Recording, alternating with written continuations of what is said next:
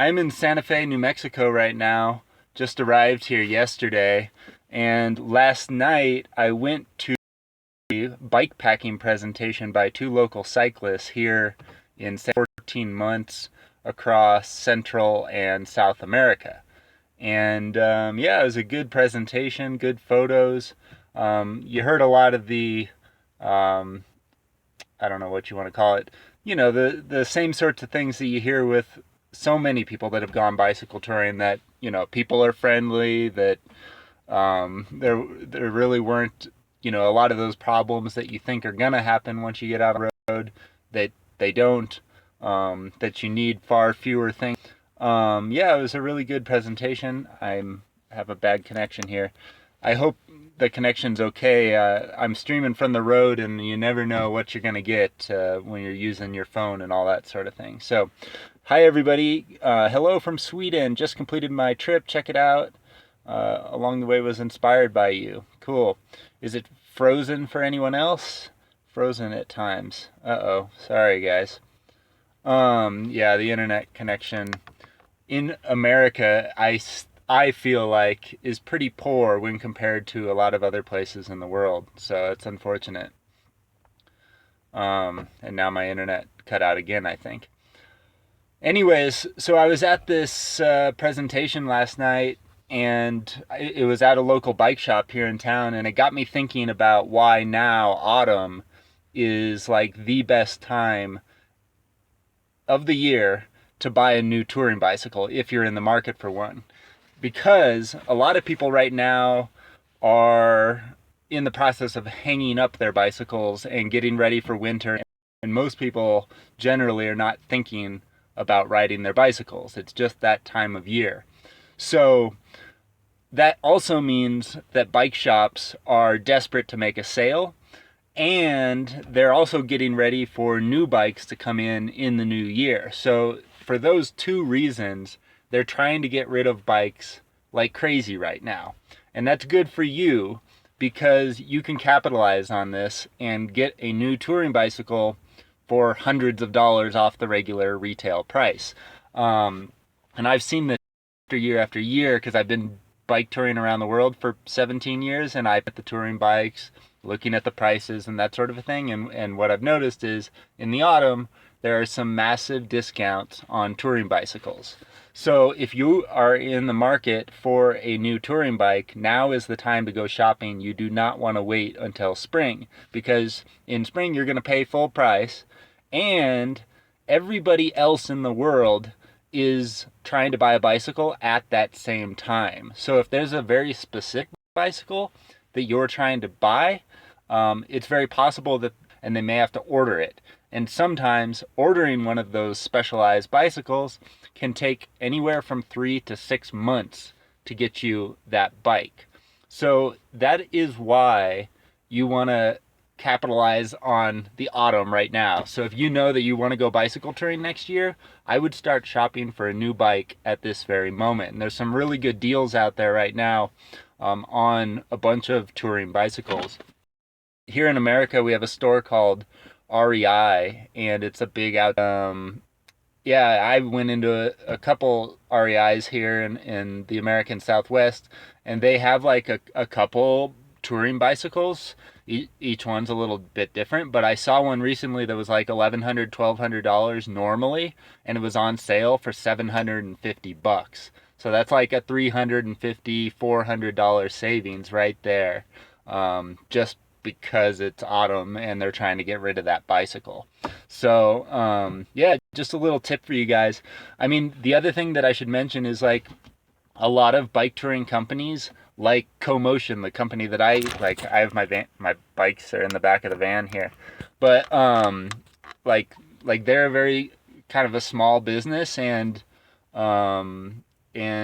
they have, like, you can't just go to them, order the bike, and have it the next day. It just doesn't work like that. They hand build their bikes and everything, and they got a whole bunch of other orders.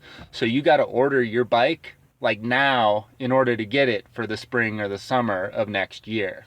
And there's a lot of touring bike manufacturers that operate in that way. So it's just a good thing to know, is that like if you want to go bicycle touring next year, now is the time to start looking for your bike. Not only so you have a bike in time, but it will potentially save you hundreds of dollars if you order it now versus in the spring or in the summertime. So yeah.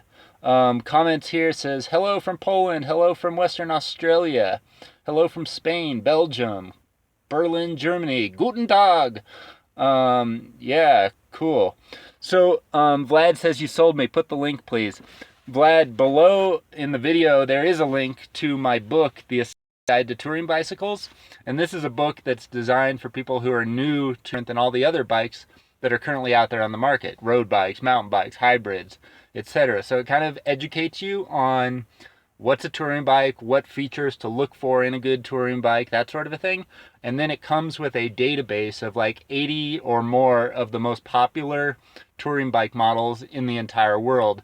And that database breaks all of the bicycles up into 5 different categories. Like there are types of touring bicycles built for different types of bicycle touring. So there's like commuting touring bikes, light touring bikes, sport touring bikes, road touring bikes, and off-road touring bikes. So those 5 different types of touring bicycles. And the book kind of teaches you like how to figure out which type of bicycle you want depending on the type of riding that you are planning to do. So yeah, it's kind of like teaching people about what type of touring bicycle they need is kind of like teaching people what kind of car that they want to buy. Like if you want to drive down the block, from, like 100 meters down the block, it basically doesn't matter what kind of car you buy, right? Like you could buy a Hummer, you could buy a semi-truck, you could buy a Lamborghini, and they're all going to get you that 100 meters down the block. And the same is true with like a bicycle. Like if you're going a very short distance, like it basically doesn't matter what kind of bike you're riding. But the longer the distances that you plan to cover, the more important it becomes to have a bicycle that's going to work in the various conditions that you are planning to cycle in. You probably, or let's say you wanted to drive around the world, go back to the car example. If you wanted to drive around the world, it might be cool to drive a Lamborghini. But if you're planning to drive through the desert on sand, using a Lamborghini for your trip around the world is probably not a good idea. And that's how it works with touring bicycles as well. It's like, if you want to ride your bike around the world, you could use like a fast, sporty carbon fiber road bike. You could, if you're sticking to the roads, basically.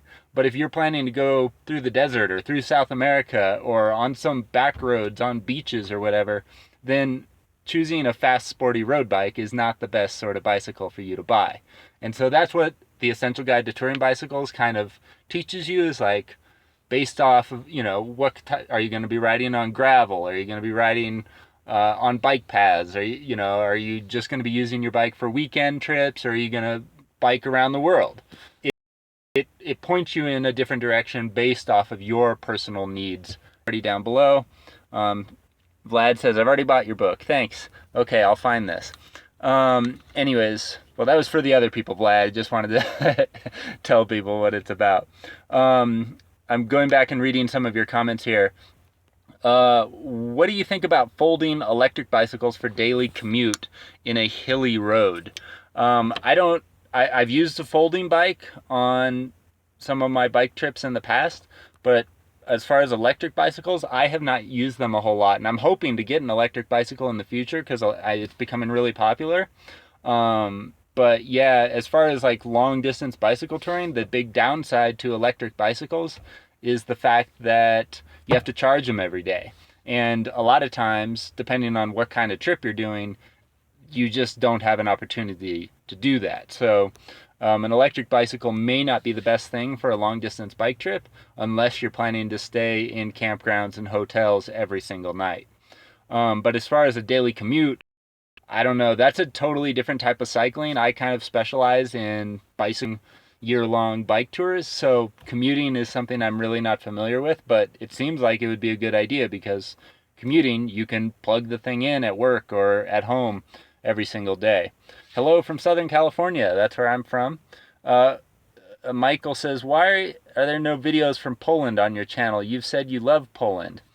Yeah, I've actually spent like 6 months bicycle touring in Poland over the years, but I only recently started making my videos from my trips, actually. So I've spent like 17 years biking around the world, but I've only been making videos for like 2 years. So that's videos from Africa and Asia and Poland is because I went on bike tours there, but I just wasn't making videos at that time. However, if you go to bicycletouringpro.com, my website, bicycletouringpro.com, and type in Poland into the search bar, you'll find a whole bunch of articles, photos, and maybe even a couple short video clips from my bike tours in Poland. Super Duper says, any plan? No immediate plans. I would love to go there. Watchworth, England, do you always ride with mirrors? I find them indispensable and give added security.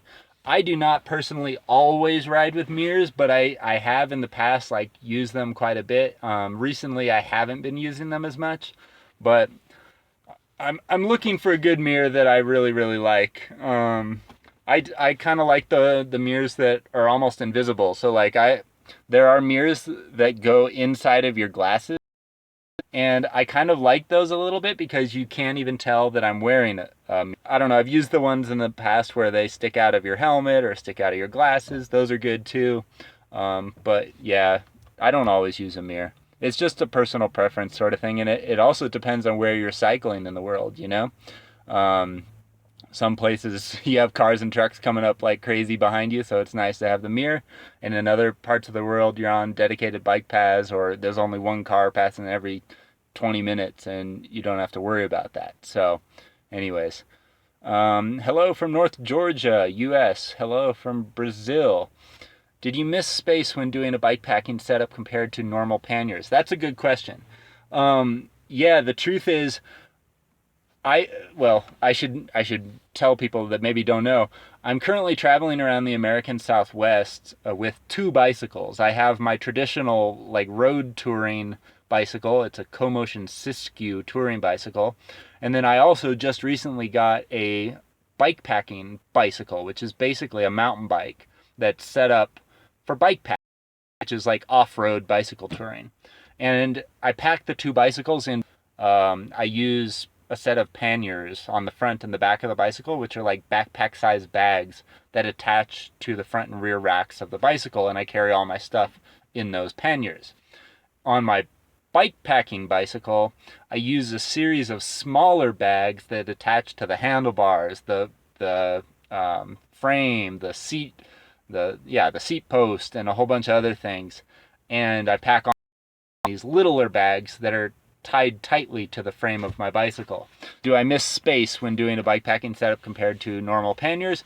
And the truth is, yeah, you can carry a whole lot more in a set of panniers than you can in a like lightweight bikepacking setup. That is for sure. So yeah, I think that's definitely the downside maybe to bikepacking. It's probably also why you don't see very many people who are like biking around the world using a bikepacking setup. You do see them. They're oftentimes like overflowing, or they've kind of combined some tradition front of their bicycle and no rear panniers, but then they're using a bikepacking setup as well.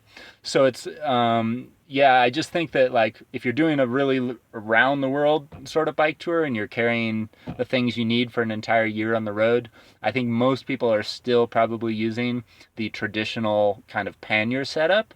But I think that might change in the future where you see more people using bikepacking, lightweight bikepacking setups. And I think you're definitely going to see a combo in the future where bike tourists are using that sort of thing. So, yeah. My phone keeps beeping at me that I have a very bad connection, even though I'm like in the middle of the city with 5 bars. So, sorry about that. Hopefully it's not too bad. What do you think of Highway 1 and Highway 101 around Santa Barbara, Point Mugu, and LA areas? That's a good question. That is my home turf. That's where I grew up cycling. That's where I learned to bike. It's a generally I like because I grew up there, but I now when I go back and bike there myself, I also think like, gosh, this is a terrible place to learn to bike tour because the traffic is pretty intense at times. Um, and it's loud. I That's the one thing that I like don't remember is like my first bike tour I rode from Oregon to Mexico down the California coastline, and I don't like just recently I went of that trip again, and it was so loud, the traffic. I remember that from my first bike tour. I don't remember it being that noisy. So I don't know if the times have changed a bit. I mean, like I said, it's been 17 years since I started bicycle touring. Um, California is growing, you know. That might be part of it, but yeah, the coastline is still a nice place to bike. You'll see lots of bikers out there. There is a bike lane in parts. It's not like the bike lanes that you see in Europe where it's and dedicated just to bicycles. It's kind of in the road. But yeah, what was I going to say? Vlad says, if anyone here is going to sell a touring bicycle in the USA, I'm ready to buy a used bike. Yeah, finding a used touring bicycle it can be very difficult actually. Like you do occasionally see them for sale on Craigslist or eBay. But yeah, like because what happens with touring bicycles is a lot of times people will buy the bike, they buy all the gear, they go on one big trip, and then they don't use the bike ever again. And that's where you can really save a lot of money on bike and gear. You can get like a $2,000 touring bike setup for $500 or something like that. But like I said, those deals are really hard to find. Mark says you should come to Australia. Get Kevin to show you about. We have a lovely quiet road called the Eyre Highway. Eyre Highway. Ask Kevin about it. Yeah, I'd like to get to Australia. Maybe at the end of this year.